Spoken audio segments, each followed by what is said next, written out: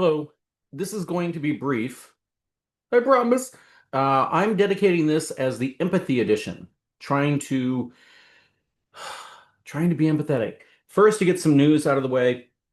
The status update with the war. So, when this war began, there were some issues that the MAGA people had within Trump's coalition. So, 20% of Trump support, 20% of the MAGA support for Trump are people who really bought into the whole idea of no foreign wars, make America great, do not involve yourself in what we're now involved in. Um, and so 20% of them are really not happy. And so they've somehow or another, and again, I'm going for empathy here, trying to understand their viewpoint. They have somehow or another decided that Lindsey Graham, the senator from South Carolina, is the boogeyman, that he's the one that is pushing Trump to do this, and that, and Bibi Netanyahu is pushing him to do this, that there's no way Trump on his own would have done this because he's just too precious. Okay. Anyhow, I'm not even I was gonna show you the Lindsey Graham thing that they're citing. This is it. He's now ordering Saudi Arabia to enter the war more. And so see, he's really the mastermind behind this. And I'm like, okay, guys, your desire to make Trump look good is awesome, but if you think the leadership in Saudi Arabia cares about what Lindsey Graham thinks, you really don't understand politics of this region. Let that go, Steve. Let that go. Yeah, trying to be empathetic. So, I read a wonderful post written by a woman living in Dubai, and she described how Sunday everything was looking Monday everything was looking absolutely bleak, and then going into Tuesday, surprise, surprise, now everything is looking good. And so she described the whiplash of one day asking her husband, "Do we need to drive down to Muscat and get out of here?" Because it looked really bad. And then, surprise, surprise, 24 hours later, civil aviation's going, planes are landing, maybe everything's great. That's the life we're living here right now. Literally in 24 hours, it goes from eek to, okay, that's our life. And so I sent her a personal message and I was like, with you, sister, with you. Um, a point, something that is not being brought up is that if you really know, and trust me, I'm not diverging any state secret here, the in the of the collateral damage done to where damage should not be done, like the United States hitting a girls' school and killing 175 girls, you know, Mr. President, our Tomahawk missile did that. For you to deny that we did that, it's ludicrous. Everyone in the world knows that the United States did not target a girls' school, but it happened. Anyhow, again, try to be empathetic. But the collateral damage that is actually the most concerning to people who follow this stuff closely here is the fact that uh, we need desalinated water to live. The UAE, the least of the Gulf countries, because if you're not aware, I live in Al Ain, and Al Ain is an oasis. So back in the day, remember in fourth grade, it's fourth grade for me, when you learned about Bedouins going across the desert and finding a place where there's a natural spring? Well, Al Ain is one of the natural springs of the UAE. So at any moment, 10 miles that way, you can go visit the natural spring of Al Ain. So water comes out constantly from there. Still, 42% of the water in this country is desalinated. If you go to Qatar, Bahrain, and Kuwait, it's much more than 42%. Early on in this war, in Fujairah, part of the UAE, the desalination plant got collateral damage. They were not going for the water plant, but it was right next to anyhow, it got, and also one in Doha, Qatar, got hit by the same thing. Uh, Yeah, there's not that if Iran were really trying to do something truly horrible, they take out desalination plants. They're not doing that. Again, it's collateral damage. They were not going for the water plants. It just happened. Um, one more thing, because I am the geek that I am, I followed what was going on in the pattern. What I'm about to say is just pure speculation on my part, but there's a pattern here. Uh, there has to be some level of consultation of when things are getting launched from Iran towards the UAE. Which, by the way, if you've not seen all the stories about how the UAE is taking more attacks than any of the countries, actually pretty much more than all the other countries combined, if you just count the Gulf countries, UAE is taking the most. But there has to be some communication between the militaries of the two countries to this extent. The planes that take off from London, it's an for the route that they have to take to get here now, it's more than a 9-hour route. So yesterday's pattern of the Emirates plane flying overhead and just continually doing loops right above me, I went back and watched some footage of that. Some very long distance planes. London's about the farthest, but also to the east and so forth. Are they're taking off and they seem to know when they're going to be able to land in Dubai. So, and now you're hearing my dog that I'm going to ignore. I'm empathetic, but I'm always empathetic to you, Cujo. Yes, I am.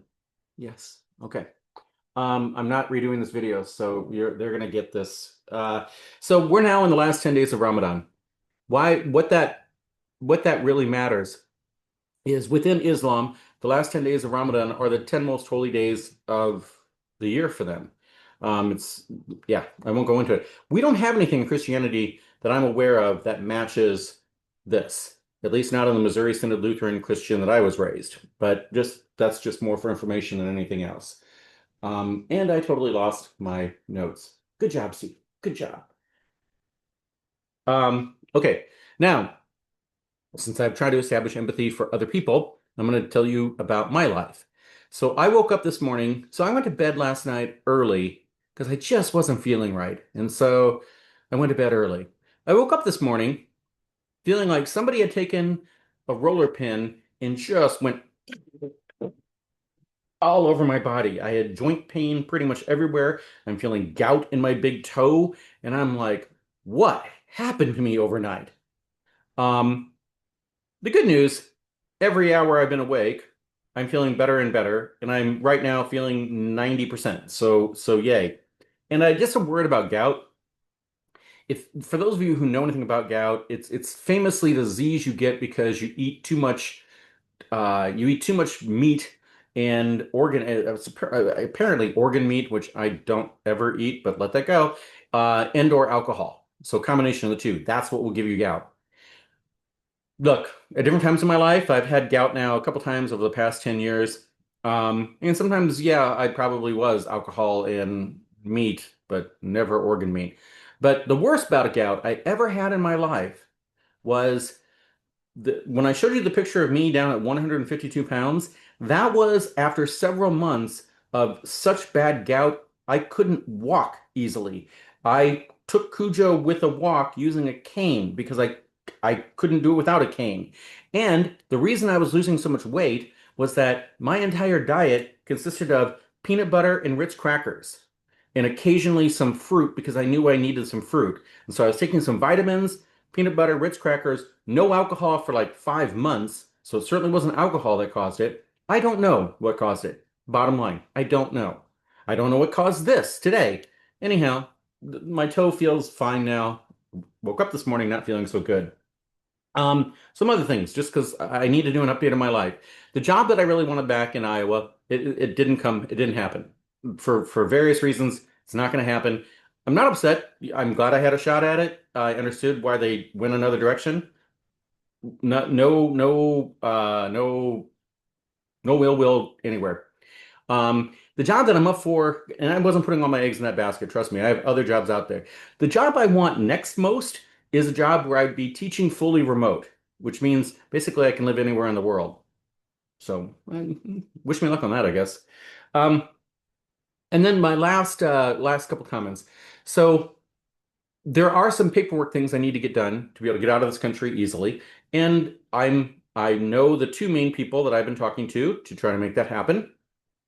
Inshallah, Now we're getting towards the end of Ramadan, going into forgiveness and so forth during Eid. Hopefully. Okay. Number one. Number two, um, if there's things that I feel bad about, it's the fact that I feel like I've become disengaged with what is going on back home.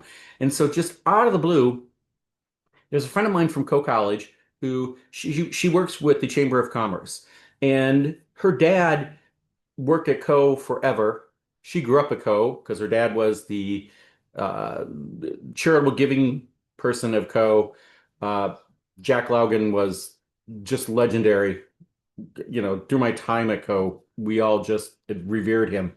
So anyhow, his daughter Ann now works with Chamber of Commerce, and she reached out to me a couple nights ago. And long story short, I'm like, look, right now, for the next couple of weeks at least, I'm guaranteed to be in the UAE. But we talked about several different issues. I'm like, I can work on that from here. And so I asked her to connect me to some people that I know I can help. Guarantee I can at least advise and consult for. And so, wish me luck on that because I really want to become re-engaged, whether or not I live in Eastern Iowa or not. It's home. And so, whatever I can do to make it a better place, that's what I want to do. So, again, the theme for today is empathy.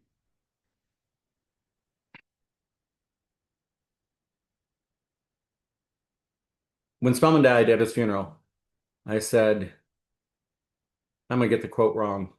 It's really good, and I don't want to get the quote wrong, but I said, Spellman's Spellman, long story short, Spellman was empathetic, not sympathetic. And you had to know Spellman to understand how true that was. And so I guess my takeaway from him being my mentor is that, it's nice to have sympathetic people in the world. It is. It's great to have sympathetic people in the world. But I want empathetic people around me. So that's where I'm going to close on this. Hope you're all well. And speaking of empathy, and I know I have people who watch this who pray. My friend Cecile, I don't know what's going on. Something's not good in her world. So I truly have no idea. And I hope to find out. But for those of you who pray, say a prayer for my friend Cecile. Talk to you tomorrow.